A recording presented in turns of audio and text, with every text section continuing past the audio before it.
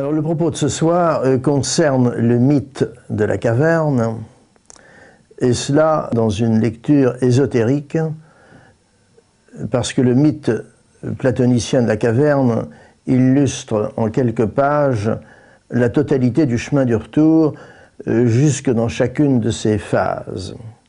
Autrement dit, on s'écartera du point de vue universitaire, dont on dira quelques mots tout à l'heure. Ce faisant, on tiendra compte des principales étapes prévues par la structure de l'arbre de vie d'une part et par la quête initiatique d'autre part, parce que le mythe, l'arbre de vie et la quête initiatique se recoupent. Dans un premier temps, je ferai un survol du texte en le commentant un peu. Dans un deuxième temps, je vous proposerai quelques remarques préliminaires pour cadrer le texte. Et dans un troisième temps, qui sera peut-être le plus long, nous examinerons successivement les étapes du mythe, plus exactement les étapes du cheminement du prisonnier. Alors le texte figure dans le livre 7 de la République. J'ai utilisé la traduction de Monique Dixot aux éditions Bordas, édition 1995. Comme le texte est long, je vais faire quelques raccourcis. Et d'autre part, il y a toute une partie dont nous ne parlerons à la fin que de façon incidente. Alors, le texte que je vous lirai en raccourci correspond au passage 514a à 516b, tels qu'ils sont en général d'usage depuis le XVIe siècle. C'est Socrate qui est censé parler à son disciple Glaucon. Alors, Socrate dit: sous le rapport de l'éducation et de l'absence d'éducation, compare notre nature à un état du genre de celui que je vais te décrire. Représente-toi ceci, dit Socrate, des hommes vivant dans une demeure souterraine en forme de caverne, caverne qui possède une entrée à la lumière. Ces hommes, dit Socrate, il s'agit d'un mythe, donc d'une histoire un petit peu invraisemblable, ces hommes y séjournent depuis leur enfance, les jambes et le cou enchaînés, de sorte qu'ils restent là et qu'ils ne peuvent seulement voir que ce qui est en face d'eux, étant enchaînés, ils sont impuissants à tourner la tête. Une lumière leur est dispensée, celle d'un feu brûlant derrière eux. Voyez, c'est un peu invraisemblable, mais on est dans un mythe, il faut entrer dans le mythe, n'est-ce pas? Autrement, ça ne marche pas. Alors, un feu brûlant est derrière eux, un feu de bois, bien entendu, et entre le feu qui est derrière eux, eux regardent le fond de la caverne, le mur sur le fond de la caverne, et derrière eux, il y a un feu, et entre ce feu et eux se situent, dit le texte, des porteurs, des montreurs de marionnettes. Alors, en fait, Socrate précise que ce sont des objets fabriqués qui représentent des silhouettes de chevaux ou d'hommes ou d'objets divers. Ce sont donc des objets artificiels. Glaucon dit: l'étrange image, les étranges prisonniers que tu nous présentes là. Et Socrate lui répond: ils nous sont semblables. Ils nous sont semblables. C'est-à-dire qu'on est là déjà dans le mythe, ces hommes enchaînés, c'est nous. Cela étant, s'ils étaient capables de dialoguer entre eux, dit Socrate, ne crois-tu pas qu'en donnant un nom à ce qu'ils voient, parce qu'ils voient les objets fabriqués qui passent devant le feu, ils ne voient que les ombres, ils ne voient que les ombres des silhouettes. Ne crois-tu pas qu'en donnant un nom à ce qu'ils voient, ils penseraient nommer les réalités elles-mêmes? Voilà, on est dans le mythe, n'est-ce pas? Ils penseraient nommer les réalités elles-mêmes. C'est-à-dire que pour ces hommes, c'est-à-dire pour nous-mêmes, la réalité est une ombre, et qui est l'ombre d'un objet fabriqué, qui est lui-même artificiel. Autrement dit, Platon ose dire, dans le mythe, que notre connaissance est une connaissance doublement erronée, puisqu'il s'agit d'une ombre et d'une ombre d'un objet virtuel, enfin artificiel. Bon, je continue, on reviendra sur ce sujet, puisque c'est le cœur du mythe, n'est-ce pas? Et de plus, s'il y avait dans la prison un écho renvoyé par la paroi qui leur fait face, toutes les fois qu'un porteur se mettrait à parler, à quoi, je te le demande, Glaucon, pourrait-il rapporter cette voix, si ce n'est à l'ombre en train de défiler? Alors, on pense à la séance de cinéma, voyons, on en parlera tout à l'heure. Il est donc certain que des hommes dans cette situation ne tiendraient absolument rien d'autre pour vrai que les ombres des objets fabriqués, puisque pour eux, ces objets parlent. Quand nous sommes au cinéma, on est dans la même situation. On entre dans une deuxième phase du mythe. Examine alors ce qui arriverait s'ils étaient délivrés de leur chaîne et guéris de leur égarement. Guéris de leur égarement. Nous reviendrons sur le mot guéri. Chaque fois que l'un d'eux serait délié et contraint soudain de se lever, pour Platon, la libération est une contrainte, et contraint soudain de se lever, de tourner la tête, de marcher, de lever son regard vers la lumière, qui est à l'entrée de la caverne derrière eux, il souffrirait en accomplissant tous ces actes, et en raison de la lumière éblouissante, il serait incapable de regarder les objets dont il voyait tout à l'heure les ombres. On commentera ce passage tout à l'heure, n'est-ce pas?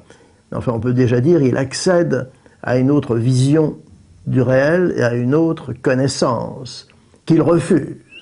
Il refuse. Il est contraint et il refuse. Que déclarerait-il si, à ton avis, on lui disait qu'il n'a vu auparavant que Baliverne, et que maintenant, plus proche dans une certaine mesure de la réalité, il est tourné vers des choses ayant plus d'être. Ne croit-il pas qu'il serait embarrassé et qu'il jugerait que les choses qu'il voyait tout à l'heure, c'est-à-dire les ombres, n'est-ce pas, sont plus vraies que les objets qu'on lui présente maintenant? Et les objets qu'on lui présente maintenant, ce sont les objets fabriqués, qui sont eux-mêmes une fausse réalité. Disons par exemple la silhouette d'un cheval au galop. Et si quelqu'un, alors maintenant on passe à une troisième phase, et si quelqu'un, usant de violence, tout à l'heure on lui disait qu'il était contraint, maintenant, si quelqu'un usant de violence le tirait de là où il se trouve, le tirait tout au long de la montée rude et escarpée, donc cette caverne est considérée comme un lieu dangereux, et ne le lâchait pas avant de l'avoir traîné dehors à la lumière du soleil, ne souffrirait-il pas et ne s'indignerait-il pas d'être ainsi traîné? D'être ainsi traîné, voyez? Donc il y a une violence. Le prisonnier est violenté, il est libéré malgré lui, et il est guidé le long d'une montée rude et escarpée où on ne le lâche pas. C'est la description du chemin initiatique. On ne le lâche pas.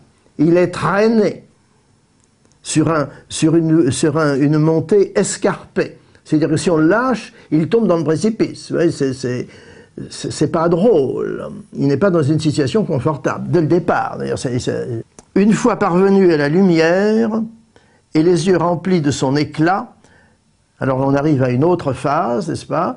Je vous le répète, premièrement, il est enchaîné, deuxièmement, il est déchaîné, troisièmement, il arrive au lieu du feu et des marionnettes, troisièmement, il monte à l'intérieur de la caverne de façon douloureuse et dangereuse, quatrièmement, il accède à la lumière du jour. Une fois parvenu à la lumière et les yeux remplis de son éclat, ne lui serait-il pas impossible de voir même un seul des objets que nous disons maintenant véritables? Et autrement dit, il accède à la lumière du jour, disons à la réalité, et il ne voit rien du tout. Parce qu'il est ébloui. On est en Grèce. Hein. Bon. Une accoutumance, je pense, serait nécessaire pour qu'il soit alors capable de discerner les objets d'en haut. Vous voyez, Platon dit les objets d'en haut, c'est-à-dire qu'il se place en bas dans la caverne, et du bas de la caverne, les objets qui sont à l'extérieur sont en haut. C'est un peu comme nous, quand nous parlons des réalités célestes, on dit en haut. Et si nous, pour les anges du ciel, probablement, je n'en sais rien, ils ne disent pas en haut, puisqu'ils y sont. Vous voyez, je vous dis donc la perspective qu'adopte Platon. Ce qu'il discernerait, il s'agit du prisonnier déchaîné, plus facilement, puisqu'il il sort de la caverne, n'est-ce pas? Ce serait d'abord les ombres, puis les reflets dans l'eau des hommes et de toutes les autres réalités, enfin les réalités elles-mêmes. Alors, ce que Platon appelle les réalités, c'est ce que nous nommons, nous, les réalités. Enfin, on est dans le mythe, n'est-ce pas? C'est-à-dire, ce qui est nommé là les réalités, ce sont les objets extérieurs à la caverne. À partir de là, en ce qui concerne les corps célestes et le ciel lui-même, le prisonnier aurait moins de mal à les contempler pendant la nuit, en tournant son regard vers la lumière des astres et de la lune, qu'il n'en aurait à contempler de jour le soleil et la lumière du soleil. C'est-à-dire que le prisonnier a beaucoup de mal à s'adapter à la lumière du jour. Et on va terminer le texte ici.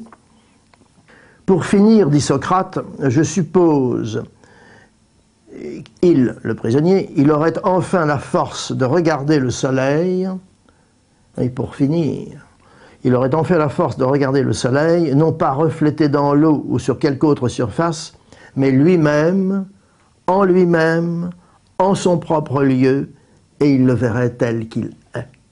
On reviendra sur cette phrase. Ce texte étant lu, il est évidemment très riche, c'est un texte fondateur du platonisme, il a été évidemment extrêmement commenté. Je voudrais vous proposer quelques remarques préliminaires. D'abord le mot mythe. On peut dire que le mythe a une sorte de polarité, deux sens possibles, ou bien c'est un conte, comme le Père Noël, n'est-ce pas, ou bien ça n'est pas un conte sans fondement, ou bien c'est alors un discours en images et en symboles, du mot mythos en grec, qui signifie discours en images ou en symbole. En latin, d'ailleurs, le mot mythe vient de mutus, qui veut dire muet. Autrement dit, comme dit René Guénon, le mythe signifie par ce qui n'est pas dit. Vous voyez? Le mythe signifie par ce qu'il n'est pas dit. C'est un conte en filigrane, en pointillé, et la signification du mythe est dans ce qui est tu. Voilà, ce qui est muet. Pourquoi? Parce que le langage symbolique est transcendant, et on ne peut pas exprimer le transcendant, on ne peut que le suggérer. Comme tout symbole, c'est un langage symbolique. D'où l'intérêt du mythe, et d'ailleurs d'où l'intérêt du mythe de la caverne, n'est-ce pas, où se trouve toute une partie de la philosophie platonicienne, c'est-à-dire de la philosophie occidentale et de l'ésotérisme et de la gnose. Deuxième remarque, la première phrase du texte parle d'éducation. Je vous l'ai lu, Socrate dit, il parle d'éducation. Alors, comme le mot figure deux fois au début et ensuite plusieurs fois dans le reste du texte, dans le monde universitaire, on prend le mot paideia qui veut dire éducation, il n'y a aucun doute, c'est l'éducation. Dans le monde universitaire, on considère que le mythe concerne l'éducation. Et on interprète comme un mythe concernant l'éducation. Seulement, je crois que vous le verrez dans les commentaires qui suivront, il s'agit là d'une éducation très spéciale, puisque c'est du chemin initiatique qu'il s'agit. c'est-à-dire de l'éducation essentielle, de l'éducation véritable, de l'éducation qui modifie l'être et qui l'amène à, comme disait un de mes maîtres, à rejoindre son pôle céleste, ce que ne fait pas l'éducation universitaire, qui est du domaine du savoir et non pas du domaine de la connaissance. Alors, je me permets quand même de dire que dans le monde universitaire, en général, il y a un contresens fondamental sur le sens du mythe. Bon, j'ai peut-être une grande prétention à le dire, mais je ne suis sans doute pas le premier.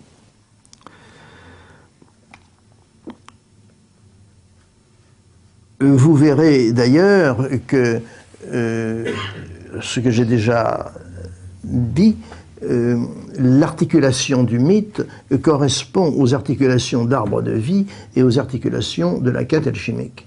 Ce qui n'est pas évidemment un hasard, parce que dans les trois cas, on est concerné par la structure ontologique de l'être et chacune des trois démarches a le même objet. Donc les trois démarches se recoupent.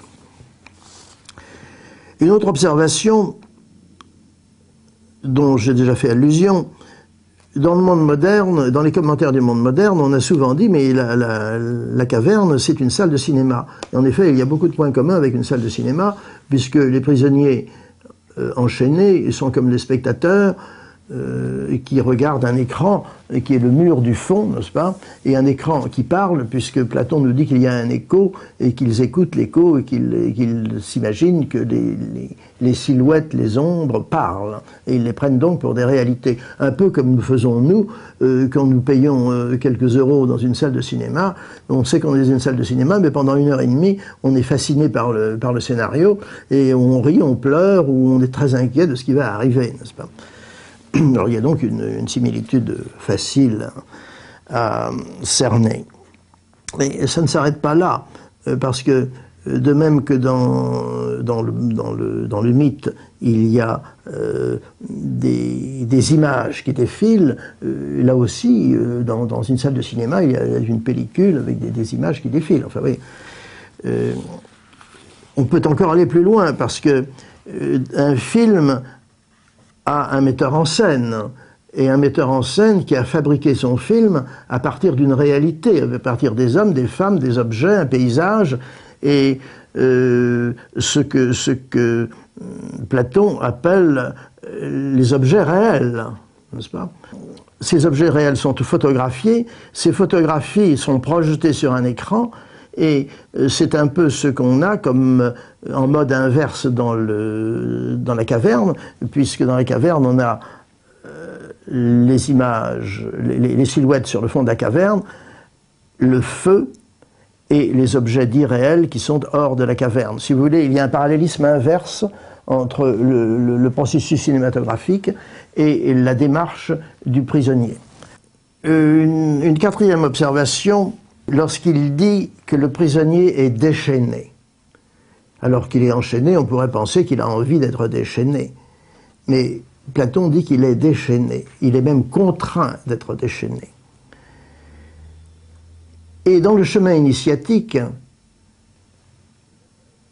le débutant, pendant longtemps, s'imagine qu'il a pris la décision d'entrer sur le chemin initiatique. Il a dit « moi je », etc. Je suis entré dans la franc-maçonnerie ou ailleurs pour suivre un chemin initiatique. Mais il apprendra plus tard que c'est pas lui qui l'a décidé, il a été décidé pour le décider. Et ça, Platon le sait, puisqu'il dit que le prisonnier est déchaîné malgré lui. Une autre clé aussi qui montre la connaissance que Platon envoie de ces choses, c'est qu'il dit, dans cette même phrase, « s'ils étaient délivrés de leur chaîne et guéris de leur égarement ». Il utilise le terme de guérison, c'est-à-dire un terme médical. Ce qui veut dire que, pour Platon, le chemin initiatique est le chemin de la guérison, ce qui est vrai.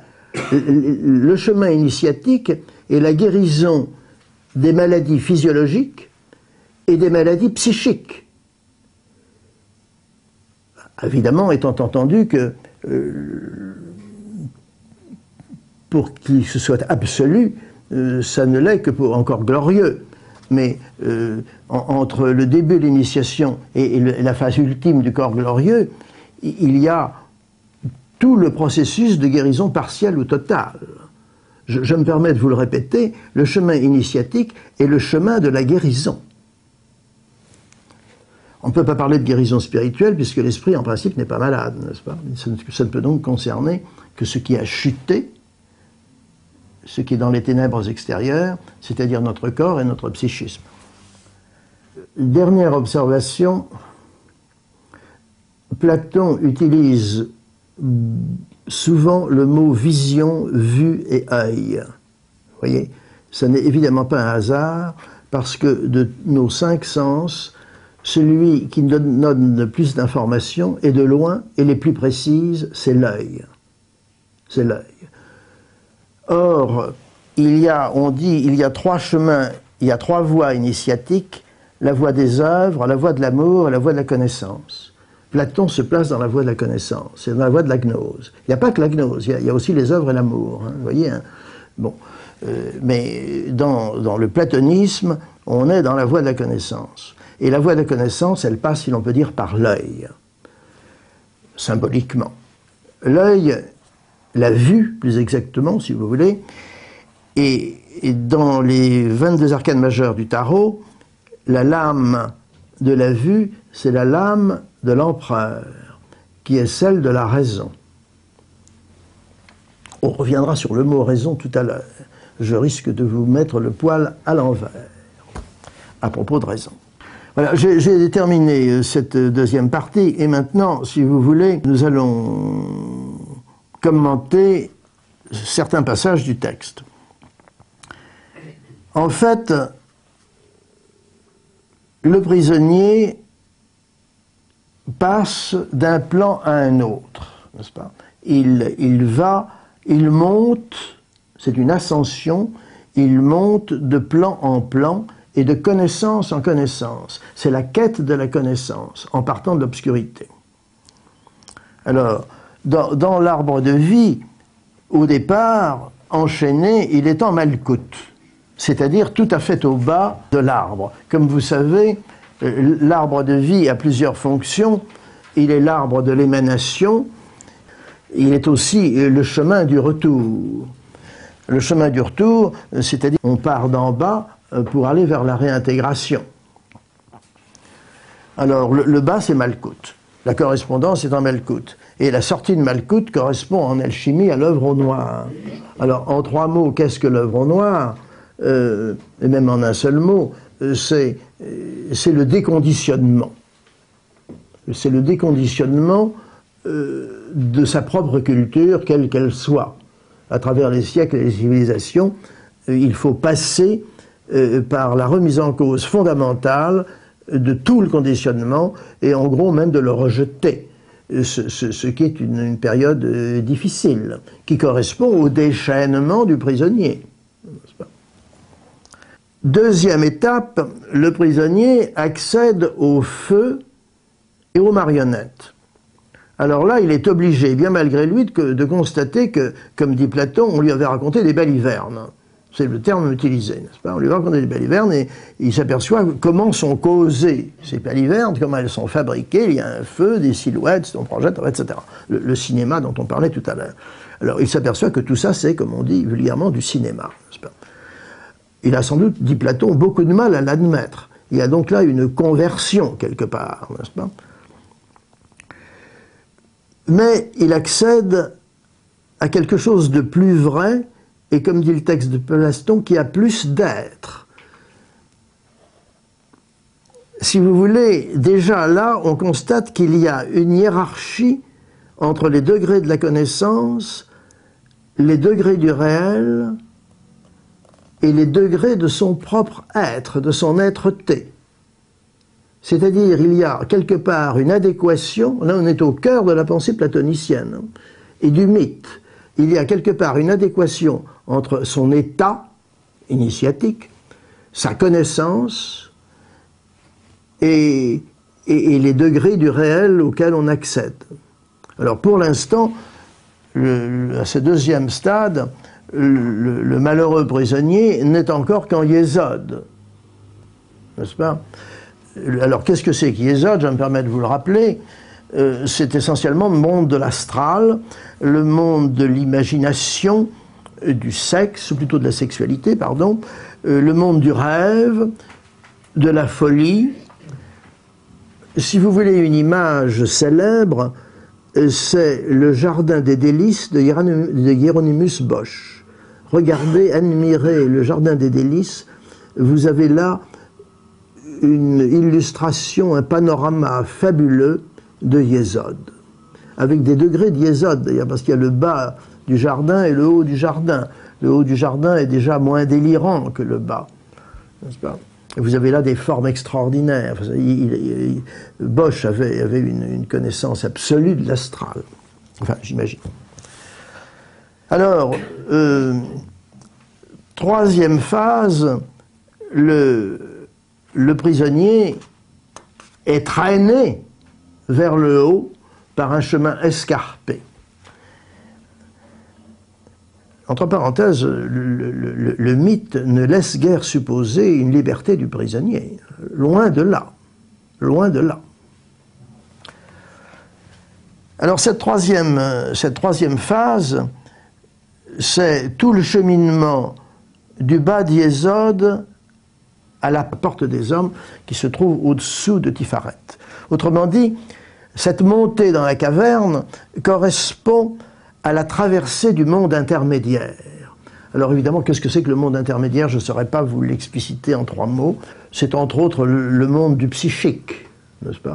D'ailleurs, les 3 séphirotes correspondantes, c'est Yesod, Hod et Netzach, qui sont, Hod, je viens de vous le dire, Hod, c'est la séphira de la raison, et Netzach, celle du désir. Alors, il traverse ce monde, qui est le monde de la psychologie d'ailleurs, voyez. La psychologie se situe dans l'arbre de vie uniquement dans ces 3 séphirotes. Et la psychanalyse au bas, dans le bas de Yesod. Voilà. Autrement dit, dans notre société où on est axé sur la psychologie, du réel, on ne chemine que dans 3 séphirotes. Et parmi les plus basses, à l'exception de Malkout. C'est à la fois très plat, très limité et extrêmement insuffisant. Alors, donc, le prisonnier traverse ces mondes, ou ce monde intermédiaire. À propos de ce monde intermédiaire, je voudrais l'illustrer de 2 exemples dans notre société. Nous vivons entourés de publicité. Et qu'est-ce que c'est que la publicité? Ce sont des suggestions répétitives sur notre inconscient. Des suggestions répétitives sur notre inconscient. C'est là un procédé incantatoire de magie noire. La publicité, c'est de la magie noire. De la petite magie noire, de la gentille magie noire. Mais on est là dans Yesod, voyez, on est là dans Yesod. Voilà un exemple du monde intermédiaire. Un autre exemple du monde intermédiaire qui est proche de la publicité, ce sont les images de la télévision. Des fois, évidemment, c'est autre chose, mais en général, elles nous suggèrent des tas de choses, notamment sur le plan politique. Et plus les régimes sont dictatoriaux, plus ils ont besoin de télévision. Mais même dans les régimes qui ne sont pas dictatoriaux, quand on est en période électorale, la télévision a une influence considérable, n'est-ce pas? Bon. Alors je vous indique que l'expression de image animée figure au chapitre 13, verset 15 de l'Apocalypse. Et l'auteur, qu'on dit être Saint Jean, ce qui est discutable, en tout cas, lui avait déjà imaginé des images animées, ce qui n'existait pas à l'époque.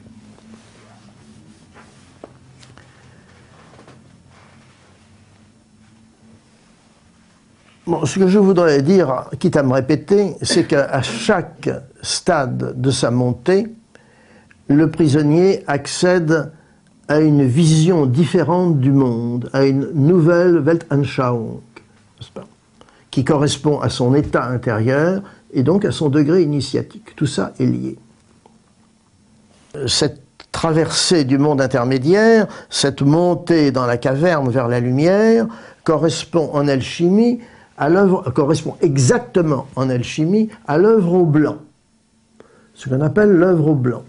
L'œuvre au blanc étant, pour le dire en quelques mots, la purification du psychisme, c'est-à-dire l'érosion de son ego, ou si vous préférez, l'érosion de son orgueil, puisque tout est lié, l'orgueil est le fruit de la chute, et qui donne l'ego, et tout le problème de l'œuvre au blanc, c'est de résorber la chute, ou de rédumer la chute, et donc de traverser tout le monde intermédiaire, et de s'approcher de l'état de l'Adam primordial, donc de l'Adam avant la chute, qui lui se trouve antipharète.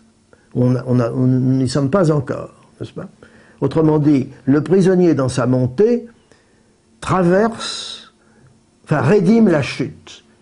Il remonte vers le lieu, c'est-à-dire vers l'état, Platon dit le lieu, vers l'état d'où Adam avait chuté. Alors vous me direz, Platon n'a pas parlé d'Adam, bien entendu, mais comme le christianisme s'attache à l'ontologique, et Platon aussi, ils disent la même chose de façon tout à fait différente. Mais c'est le même, entre guillemets, objet. L'œuvre au blanc correspond à l'initiation royale, qui est celle dite des petits mystères. C'est l'initiation sur le monde psychique. J'essaie de vous donner le maximum de correspondances parce que chaque correspondance éclaire les autres correspondances. Elles s'éclairent les unes les autres, n'est-ce pas? Dans le blason des papes, il y a deux clés. Et vous savez, une clé, c'est pas n'importe quoi, c'est ce qui ouvre une porte. Et il y a une clé d'argent qui ouvre la porte des petits mystères. Il y a aussi une clé d'or qui ouvre celle des grands mystères. Et la clé d'argent correspond à l'initiation royale parce que l'initiation royale est inférieure à l'initiation sacerdotale, dont on parlera tout à l'heure. Dans l'ancienne France, par exemple, les guerriers, disons la noblesse, étaient soumises à l'Église. Et lorsque les États généraux se réunissaient, ce qui était très rare, le clergé avait le pas, comme on disait, sur la noblesse.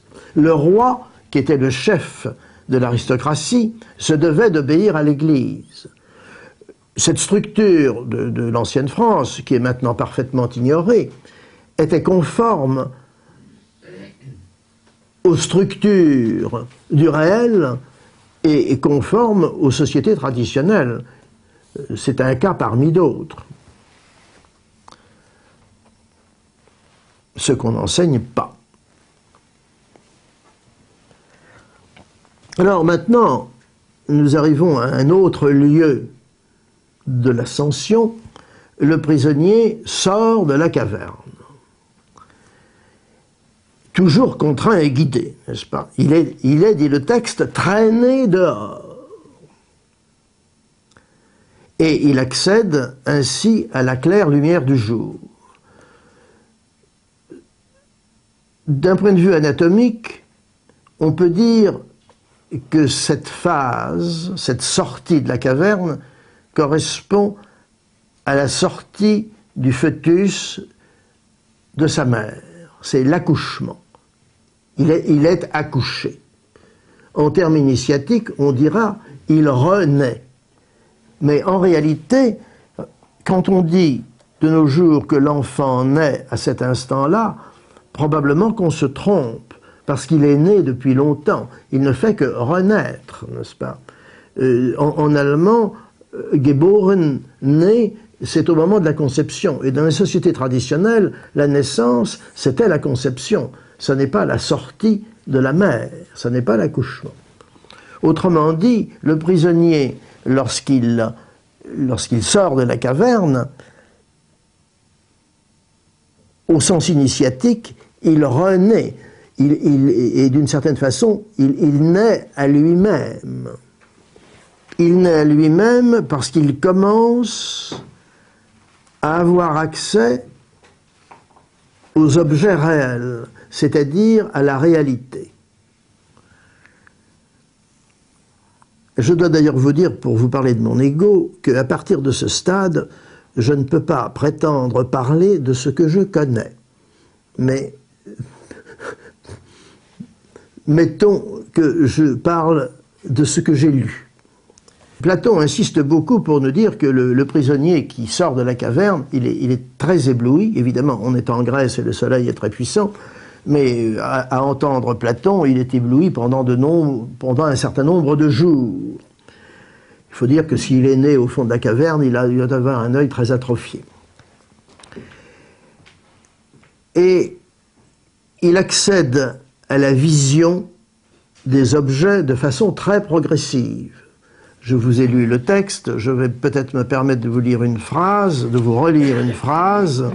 Une accoutumance, je pense, serait nécessaire pour qu'il soit capable de discerner les objets d'en haut.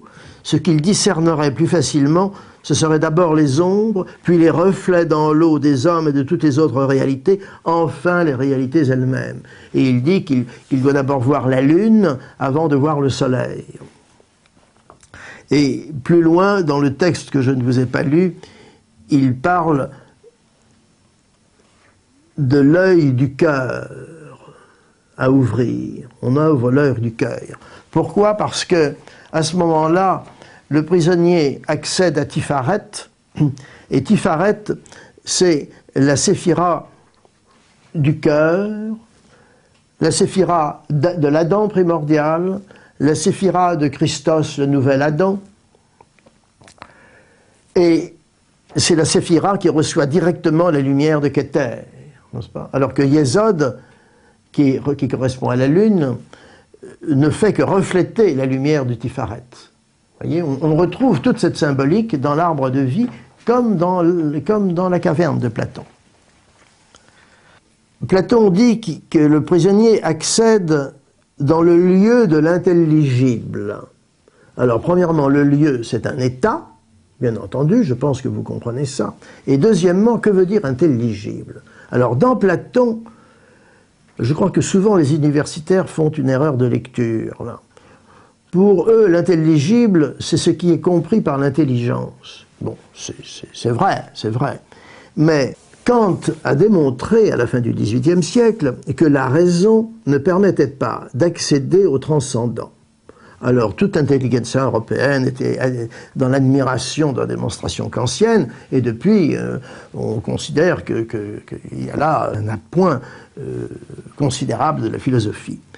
Mais j'oserais dire que Platon savait ça depuis longtemps, n'est-ce pas?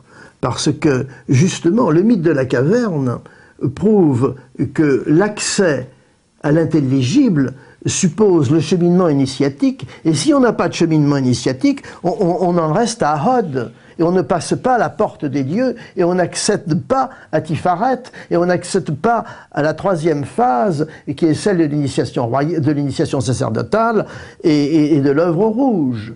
C'est seulement quand on sort de la caverne qu'on accède à la réalité. La raison ne permet pas d'accéder à la réalité.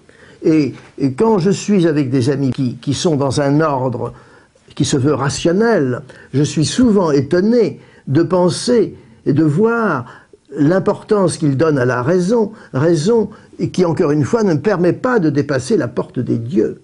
Pour dépasser la porte des dieux, il faut la voie initiatique.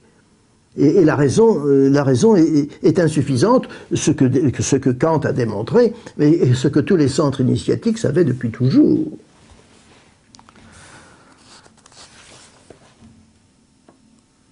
Alors, le texte que je vous ai lu se termine par cette phrase. C'est Socrate qui parle. « Pour finir, je suppose, dit-il, parlant du prisonnier, il aurait enfin la force de regarder le soleil, lui-même, en lui-même, en son propre lieu, et il le verrait tel qu'il est. Vous voyez, c'est cette redondance qui, je crois, 4 ou 5 fois la même chose. C'est-à-dire, Platon insiste lourdement pour dire qu'enfin, à la fin des fins, le prisonnier voit le soleil. Alors là, vous voyez, il y a aussi un commentaire qui peut être fait, il y a beaucoup de commentaires qui peuvent être faits, et entre autres celui-ci, c'est que les religions du livre, les 3 religions du livre enseignent que Dieu est inconnaissable. Or, la vision du soleil, dans la symbolique de Platon, c'est la vision de Dieu. Et la vision de Dieu, c'est la connaissance de Dieu. Vous voyez, puisque la vision, c'est la connaissance. Enfin, pour celui qui y accède, évidemment. Ce qui est sans doute donné de façon extrêmement rare. Un petit commentaire, quand je dis que selon Platon, la vision du soleil implique la connaissance de Dieu, toute la gnose l'enseigne. La gnose, pour celui qui accède à un état ultime, il se trouve lui-même divinisé. Et je pense que d'ailleurs dans Saint Paul dit, parlant du ressuscité, ma citation est très approximative, ils verront le Christ étant semblable à eux, n'est-ce pas? Puisqu'ils lui seront semblables, n'est-ce pas, dit-il. Vous voyez, alors, quand on dit des religions du livre qu'elles enseignent que Dieu est inconnaissable, je pense quand même que Saint Paul, lui, a quand même dit ça. Ce qui est une vision très gnostique.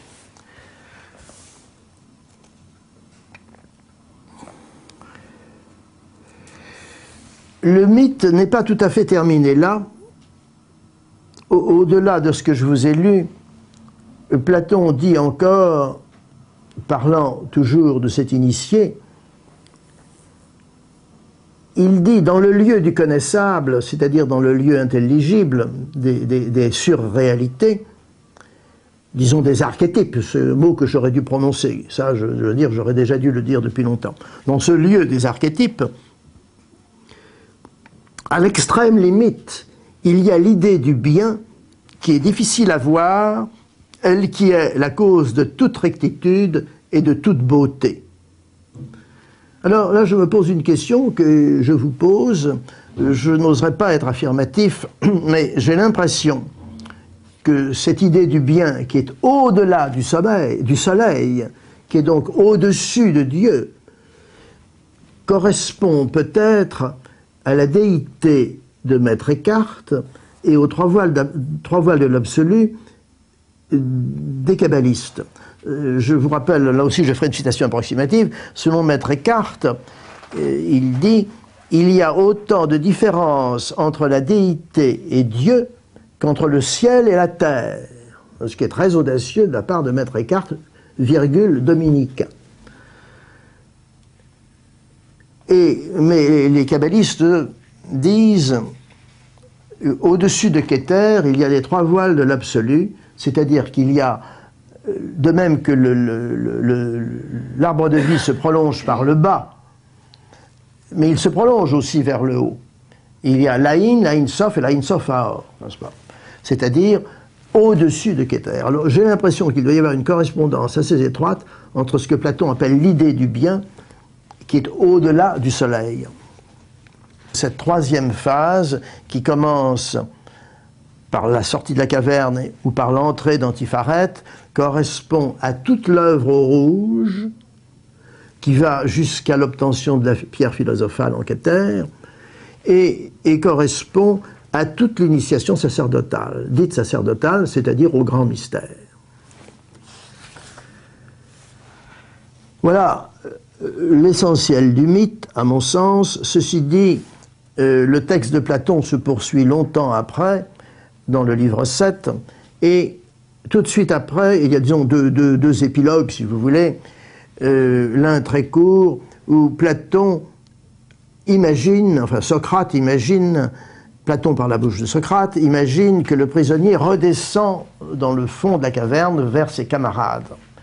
Et là, il dit qu'il a la vue gâtée, parce qu'évidemment il n'y voit rien, il est très maladroit, il subit la dérision de ses anciens camarades, et même il est menacé de meurtre s'il veut leur enseigner ce qu'il a appris dans l'intelligible.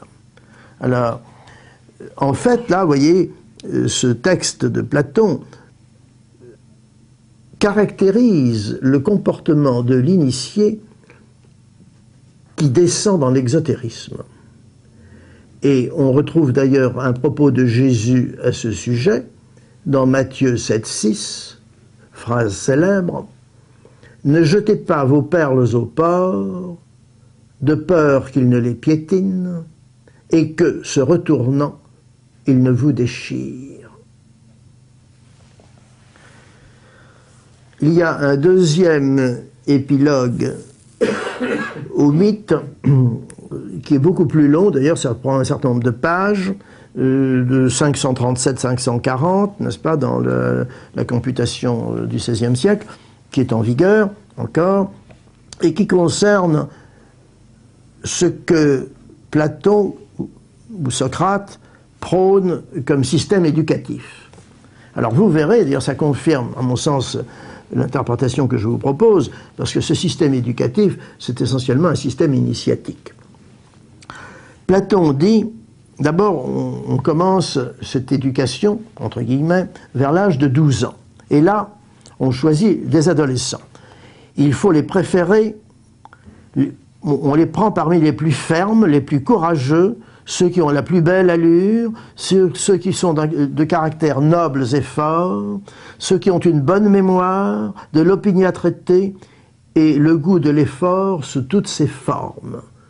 Ça implique un choix extrêmement rigoureux. Il n'y a peut-être pas 1 sur 100. Enfin, c'est comme ça. Évidemment, c'est le début. Alors, on leur fait subir tout un apprentissage, et à la 20e année, on leur apprend une vision cohérente de la nature de l'être. C'est-à-dire qu'on leur apprend ce qu'on ne fait pas à l'université où l'enseignement est parcellaire, séparé, dépourvu de synthèse. On leur apprend la nature de l'être, c'est-à-dire en fait une vision globale de la réalité avec un grand R. Mais ce n'est qu'à la 30e année qu'on leur apprend la dialectique. Parce que Platon, comme Socrate, se méfiait beaucoup de la dialectique, et Socrate ne se gêne pas pour le dire d'ailleurs, et c'est notamment interdit aux adolescents. Pas de dialectique. À 30 ans, on apprend la dialectique.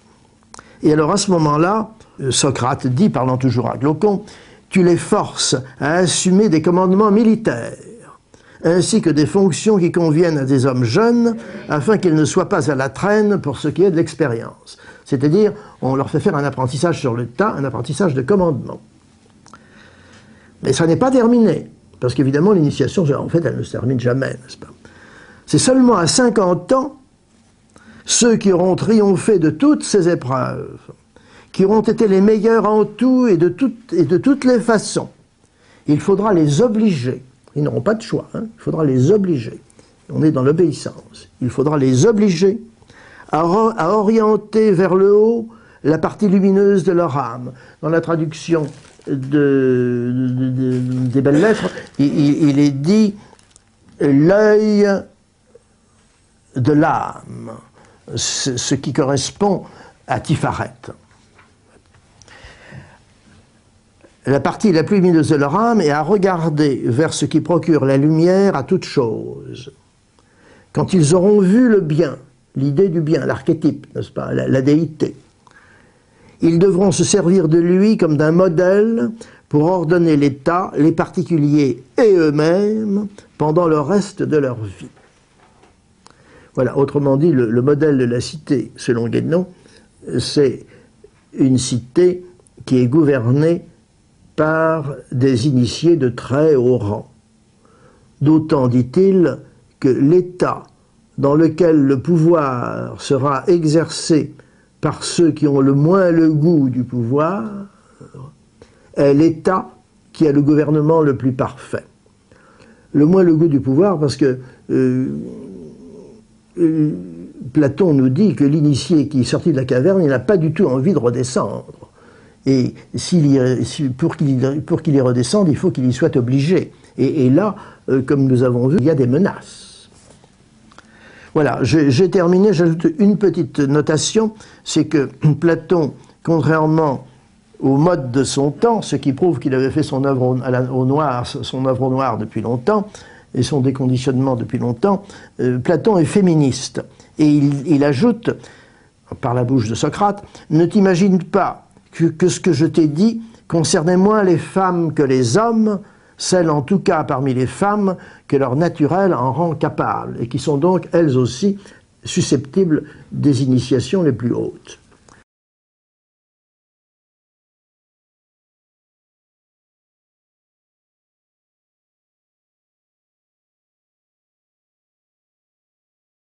À mon sens, le texte de Platon ne laisse pas de liberté d'interprétation sur ce sujet, si je ne me trompe pas.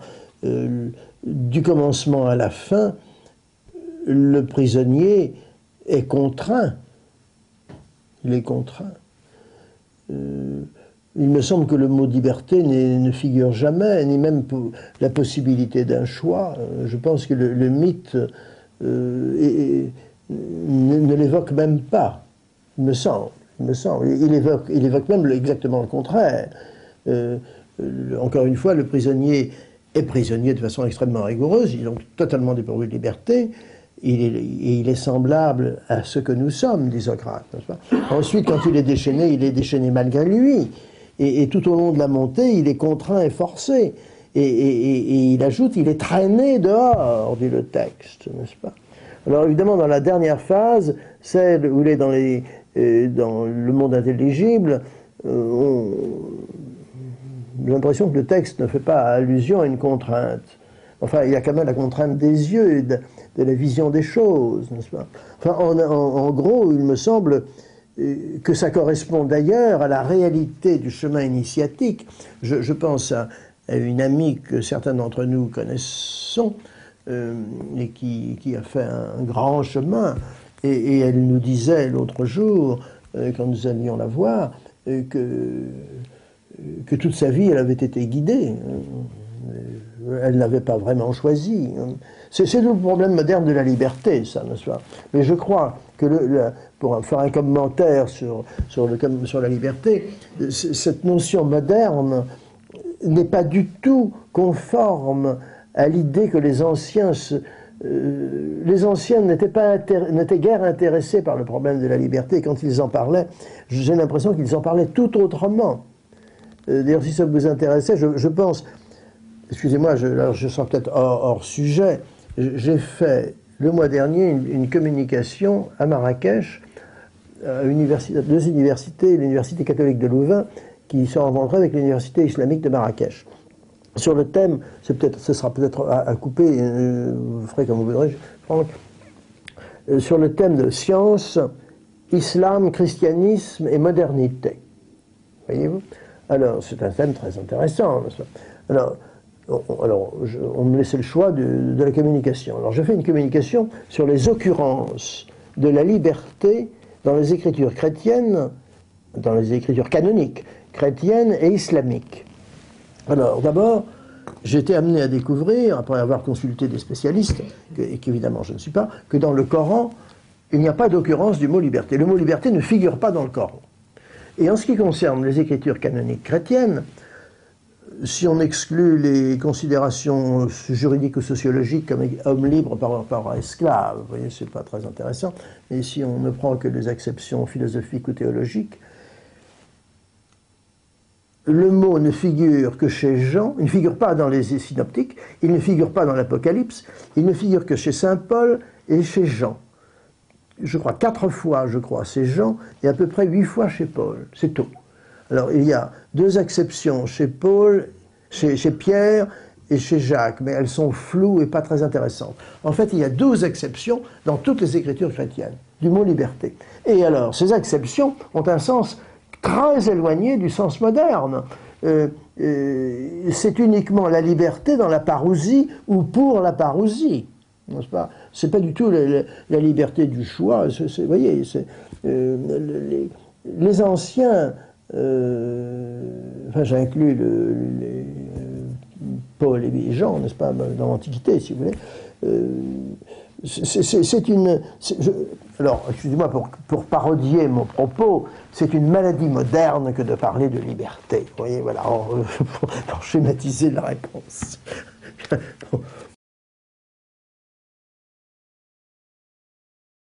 Et là, cher ami, je vous suis tout à fait. La raison dans le monde intermédiaire, elle est reine. Elle est reine. Et elle est nulle au-dessus. Voilà, c'est tout. Une fois qu'on a passé la porte des hommes, et non pas la porte des dieux, une fois qu'on a passé la porte des hommes qui se situe entre Tifaret et le plan Hod-Netzach, la raison est nulle, elle ne fonctionne plus, enfin, comme l'a dit Kant, n'est-ce pas? Oui, le transcendant, elle n'accède pas au transcendant. Mais dans le monde intermédiaire, effectivement, elle joue. Mais le monde intermédiaire, c'est pas intéressant, le monde intermédiaire. C'est le monde des petits mystères, c'est le monde de l'œuvre au blanc, c'est le monde de la purification, c'est le monde de la chute où nous sommes. C'est le monde de la chute où nous sommes, et aspirons à dépasser ça. Enfin, bon.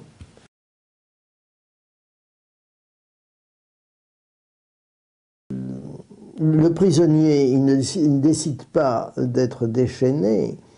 Et tout au long du chemin, on ne décide pas grand-chose, et encore moins de l'aboutissement. Et lorsqu'il y a aboutissement, c'est-à-dire en alchimie, la pierre philosophale, n'est-ce pas? D'abord, c'est une grâce, et si la grâce est donnée, elle suppose, ce que pourrait dire Platon d'ailleurs, beaucoup d'incarnation. Parce que à la fin de la République, je vous recommande de lire le mythe d'Air. C'est un autre grand mythe platonicien, le mythe d'Air. Air s'écrit E-R, n'est-ce pas? C'est le thème de la réincarnation, n'est-ce pas? Alors, l'aboutissement implique des incarnations. Et par exemple, ce que je n'ai pas dit, la seule traversée du monde intermédiaire implique sans doute un grand nombre d'incarnations. Du seul monde intermédiaire, un grand nombre d'incarnations. Puisqu'il faut rédumer la chute. Alors la chute, elle est immense, la chute. Contrairement aux idées du XVIIIe siècle, pour qui, enfin je pense surtout à Rousseau, l'homme est bon, n'est-ce pas? L'homme est bon, l'homme est déchu, enfin l'homme est déchu. Et la déchéance, elle est extrêmement difficile à rattraper. Et donc il faut ramer pendant 100 incarnations ou davantage. Enfin, voilà un élément de réponse. Enfin, c'est un peu élémentaire, d'ailleurs, ce que je raconte. Un de mes amis évêques estime, sans admettre la réincarnation, qu'au temps de Jésus, la plupart des Juifs croyaient à la réincarnation ou admettaient la réincarnation. Ça, moi, je crois... Enfin, je suis prêt à en discuter... notamment le chapitre 9 de Jean, où les propos de Jésus disant de Jean-Baptiste qu'il est Élie. Il l'a dit 2 fois, il est Élie. N'est-ce pas? Alors Élie était mort depuis 9 siècles, ou 8 et demi, ou quelque chose comme ça. Vous voyez? Alors il y a quand même des éléments qui font réfléchir, n'est-ce pas?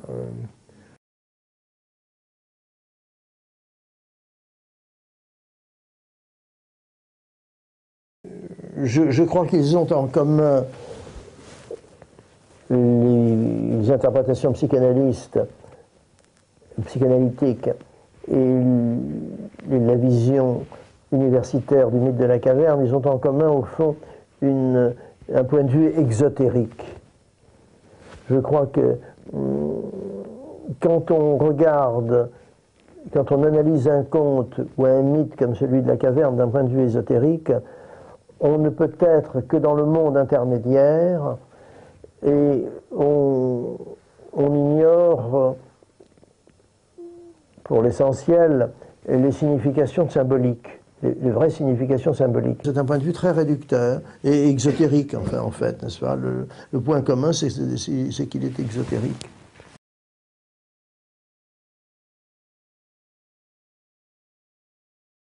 Je dois dire quand même, pour tout bêtement, que dans l'arbre de vie, de Tifaret à Keter, il n'y a pas qu'un chemin, n'est-ce pas? Il y a d'abord les chemins qui figurent sur le diagramme, en passant par Kezed, Hokma, Bina ou Gebura, n'est-ce pas? Et puis en plus, il y a ce qu'on appelle les chemins, les sentiers secrets, qui ne figurent pas dans le diagramme. En tout cas, il est évident qu'il n'y a pas que de Tiferet à Keter, n'est-ce pas? La question de Serge, je pense, impliquait aussi une distinction entre la voie mystique et la voie initiatique. Mais là aussi, c'est un peu comme l'allégorie et le mythe, le vocabulaire est assez flottant, n'est-ce pas? Chez Guénon, qui récuse la voie mystique, quant à moi, peut-être que je suis sans doute très ignorant, mais puisque la question est posée, je suis obligé d'en parler. Je considère que la voie mystique est une voie initiatique parmi d'autres, n'est-ce pas? Étant entendu que il y a des voies initiatiques qui sont des voies de garage, et il y a sans doute des voies mystiques qui peuvent être, dans certains cas, des voies de garage, ou qui mènent jusqu'à un certain point, comme des voies initiatiques, et puis pas à d'autres, n'est-ce pas? Toutes les voies initiatiques ne mènent pas à Keter, n'est-ce pas? D'ailleurs, la plupart des hommes ou des femmes qui sont sur cette voie n'accèdent pas dans une incarnation à Keter. Alors, ils s'arrêtent le jour de leur mort à un certain état, puis la fois suivante, ils recommencent, n'est-ce pas? Alors, je l'imagine, c'est un peu la même chose sur la voie mystique.